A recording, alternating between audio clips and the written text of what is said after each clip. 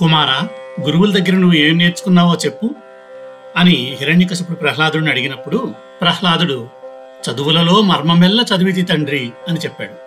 దాంతో హిరణ్యకశిపుడు చాలా సంతోషించి, నువ్వు చదువుకున్న శాస్త్రాల్లోంచి ఏదైనా ఒక మంచి శ్లోకమో పద్యమో చెప్పి దానికి అర్థం వివరించు నాయనా అని అడిగాడు. అప్పుడు ప్రహ్లాదుడు ఇలా అన్నాడు: తను హృద్భాషల సఖ్యమున్ శ్రవణమున్ దాసత్వమున్ వందనార్చనముల్ సేవయున్ ఆత్మలో నిరకయున్ సంకీర్తనల్ చింతనంబు అను ఈ 9 భక్తి మార్గముల సర్వాత్మున్ హరిన్ నమ్మి సజ్జనుడయ్యుండుట భద్రమంచు దలతున్ సత్యంబు దైత్యోత్తమా. ఓ రాక్షస చక్రవర్తి, సఖ్యము, శ్రవణము, దాస్యము, వందనము, అర్చనము, సేవనము, ఆత్మనివేదనము, కీర్తనము, చింతనము అని భక్తి మార్గాలు 9 విధాలు. ఈ భక్తి మార్గాలను మనస్సు చేత, మాట చేత, క్రియ చేత ఒకే విధంగా నెరవేరుస్తూ, అంటే త్రికరణ శుద్ధిగా ఉంటూ లోకనాయకుడైన ఆ శ్రీహరిని నమ్ముకొని మానవుడు ఉత్తముడిగా ఉండడమే మంచిది అని నాకు అనిపిస్తుంది. ఇది తప్ప ఈ చదువులన్నింటిలోనూ ఇంకొక సారం నాకేమీ కనపడలేదు అని ఇంకా ఇలా చెప్పాడు: అంధేందూదయముల్ మహాబధిర శంఖారావముల్ మోక సద్గ్రంథాఖ్యాపనముల్ నపుంసక వధూకాంక్షల్ కృతజ్ఞావళి బంధుత్వంబులు భస్మహవ్యములు లుబ్ధ ద్రవ్యముల్ క్రోడ సద్గంధంబుల్ హరిభక్తి వర్జితుల రిక్త వ్యర్థ సంసారముల్. తండ్రి, లోకంలో గుడ్డివాడికి వెన్నెల విలువ తెలియదు, చెవిటివాడికి శంఖధ్వని వినపడదు, మూగవానికి వేదశాస్త్రాలేవి ఉచ్చరించడం సాధ్యపడదు. అలాగే నపుంసకుడికి కాంతం మీద కోరిక ఉన్నప్పటికీ అది ఫలించదు. ఎప్పటికప్పుడు తాము పొందిన మేలును మర్చిపోతూ కృతజ్ఞులుగా ఉండేవారికి బంధుత్వం కుదరదు. హోమకుండంలో అగ్ని ఆరిపోయాక ఆ బూడిదలో వేసిన హోమద్రవ్యాలు ఎందుకు ఉపయోగపడవు. అలాగే పిసినిగొట్టువానికి సంపద ఏ విధంగానూ పనికి వచ్చేది కాదు. వాడు కేవలం దాన్ని చూసి ఆనందించగలడు తప్ప ఆ సంపదను అనుభవించలేడు. పందికి ఏ విధమైన సువాసనలు తెలియవు, అది కేవలం బురద, మలమూత్రాలు వంటి చెడ్డ వాసనల్ని ఇష్టపడుతుంది. అదేవిధంగా హరిభక్తి లేని వారి జీవితాలు కూడా నిస్సారము, వ్యర్థము అని నేను భావిస్తున్నాను అన్నాడు ప్రహ్లాదుడు.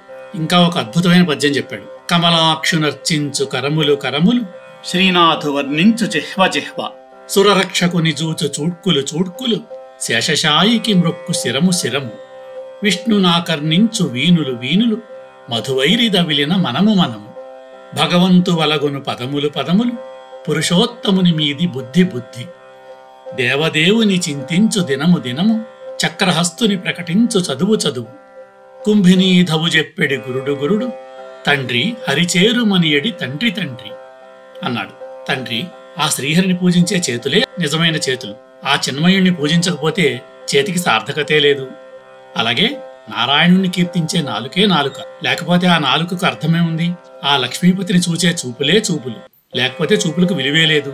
ఆ శేషశాయి పాదాలకు మ్రొక్కే శిరస్సే శిరస్సు, చక్రధారి యొక్క కథలు వినే చెవులే చెవులు, మధుసూదన నుండి తలుచుకునే మనస్సే మనస్సు, పరంధామునికి ప్రదక్షిణం చేసే పాదాలే పాదాలు, పద్మనాభుని భావించే బుద్ధే బుద్ధి, లేకపోతే అది సద్బుద్ధే కాదు.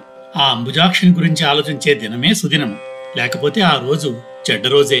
చక్రధారిని గురించి వివరించే చదువే నిజమైన చదువు, గోవిందుని గురించి బోధించే గురువే నిజమైన గురువు, విష్ణు భక్తిని అలవర్చుకుని ఆ విష్ణువు సేవించమనే తండ్రే నిజమైన తండ్రి. మానవ శరీరంలోని మనస్సు, శిరస్సు, కాళ్ళు, చేతులు, చూపులు, చెవులు, నాలుక, బుద్ధి ఒకటేమిటి? సమస్త అవయవాలు ఆ హరిధ్యానంలో పరవశమైపోవలసిందే. లేకపోతే అతడు భగవంతుని విషయంలో కృతజ్ఞుడే. ప్రతి దినము, ప్రతి చదువులోనూ హరినామస్మరణే కావాలి. ప్రతి గురువు, ప్రతి తండ్రి హరిబోధే చేయాలి అన్నాడు ప్రహ్లాదుడు. ఇవన్నీ చెప్పి ప్రహ్లాదుడు ఇంకా ఇలా అన్నాడు: సంసార జీమూత సంఘంబు విచ్చుని చక్రిదాస్య ప్రభంజనము లేక తాపత్రయాభీల దావాగ్నులారుని విష్ణు సేవామృత వృష్టి లేక సర్వంకషాఘౌఘ జలరాసులింకుని హరిమనీషా బడబాగ్ని లేక ఘన విపద్గాఢాంధకారంబులడగునే పద్మాక్షనుతిరవి ప్రభలు లేక నిరుపమా పునరావృత్తి నిష్కళంక ముక్తినిధి గానవచ్చునే ముఖ్యమైన శారంగ కోదండ చింతనాంజనము లేక తామరస గర్భునకునైన దానవేంద్ర అన్నాడు ప్రహ్లాదుడు. ఓ రాక్షసేంద్ర, పెద్ద సుడిగాలి విసురు లేకుండా కారుమబ్బుల గుంపులు విడిపోవు. అలాగే చక్రధారి సేవ చేయకుండా సంసార బంధాలు తొలగిపోవు. పెద్ద వర్షం పడకపోతే అడవుల్లో రగ్గులుకొన్న అగ్ని ఆరదు.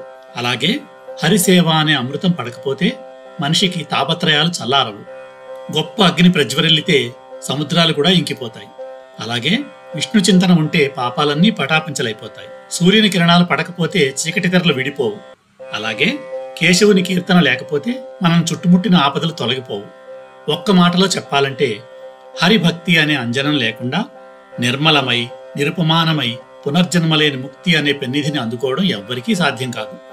ఆఖరికి ఆ బ్రహ్మదేవుడికి కూడా ఇది తప్ప మరో మార్గం లేదు అన్నాడు ప్రహ్లాదుడు. ఈ విధంగా జంకు గొంకు లేకుండా ప్రహ్లాదుడు మాట్లాడుతూనే ఉన్నాడు.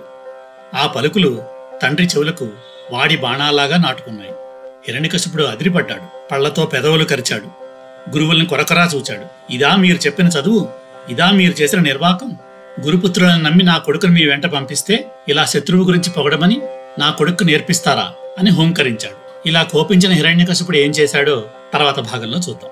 ఓం నమో నారాయణాయ.